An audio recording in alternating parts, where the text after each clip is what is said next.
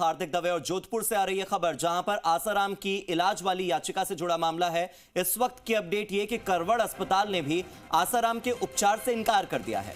अब कोर्ट ने जोधपुर के आरोग्यम निजी अस्पताल में उपचार की अनुमति दी है।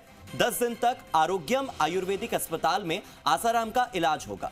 पुलिस कमिश्नर को व्यवस्था देखने के निर्देश दिए हैं क्योंकि आसाराम को जेल से वहां तक ले जाने के लिए जो सुरक्षा व्यवस्था चाक चौबंद करनी है, इसकी पूरी व्यवस्था पुलिस कमिश्नर के कंधों पर जिम्मेदारी होने वाली है उसकी।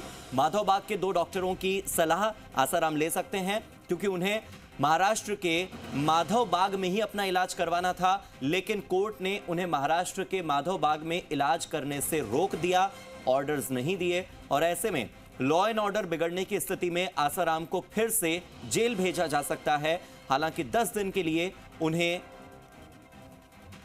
इस अस्पताल में इलाज के लिए ले जाया जाएगा और मेरे सहयोगी राकेश मेरे साथ जुड़ गए हैं ज्यादा जानकारी के साथ। राकेश, पहले महाराष्ट्र के अस्पताल में इलाज करने से परमिशन नहीं मिली, उसके बाद करवड़ अस्पताल खुद मना कर रहा है कि हम इलाज नहीं करेंगे। ऐसे में अब भविष्य में कैसे होगा आसाराम का इलाज?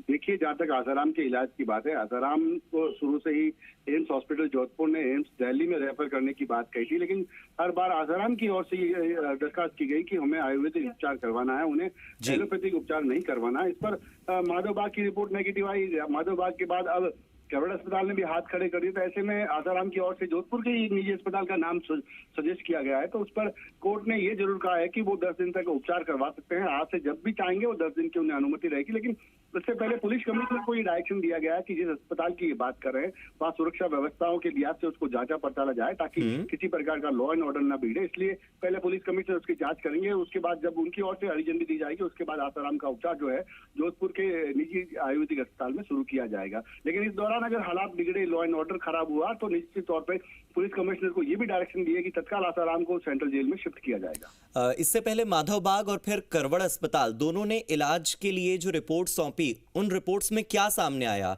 क्या आयुर्वेद से इलाज संभव नहीं है या वो आसाराम का इलाज करना नहीं चाहते? बात क्या है? जी, अगर बात माधवबाग की जाए, जो महाराष्ट्र के रायगढ़ अलीगढ़ में माधवबाग अस्पताल आता है, वहां के अस्पताल में उपचार करने की बात तो स्वीकार की। उन्होंने ये भी कहा कि जो कॉर्नियल इंजरी है, जो हार्ट की इंजरी है, जो ब्लड प्रेशर है, इसके अलावा भी 2-3 और बीमारियां बताई, उसका इलाज करने के लिए माधवबाग तैयार था। लेकिन माधवबाग ने ये भी कहा है कि जो आयुर्वेदिक उपचार है उसके साथ एलोपैथिक इलाज भी चलेगा। तो जो एलोपैथिक इलाज ही करवाना है, आयुर्वेद वाले भी यही कहते हैं, तो फिर निश्चित तौर से दिल्ली के एम्स अस्पताल में बेहतर सुविधाएं हो सकती थी। लेकिन कहीं न कहीं आसाराम जो है अभी भी आयुर्वेदिक उपचार पर ही अड़ा रहा। उस पर करवड़ अस्पताल से रिपोर्ट मांगी गई तो उन्होंने कह दिया कि जो माधवबाग सजेस्ट कर रहा है वो उपचार हम यहाँ नहीं कर सकते। तो ऐसे में करवड़ ने हाथ खड़े किए। तो अब निजी अस्पताल इन्होंने सुझाया है, कोर्ट ने भी उसके लिए हाँ भरी है, लेकिन अब देखना है कि उनका कितना इलाज होता है इस अस्पताल में।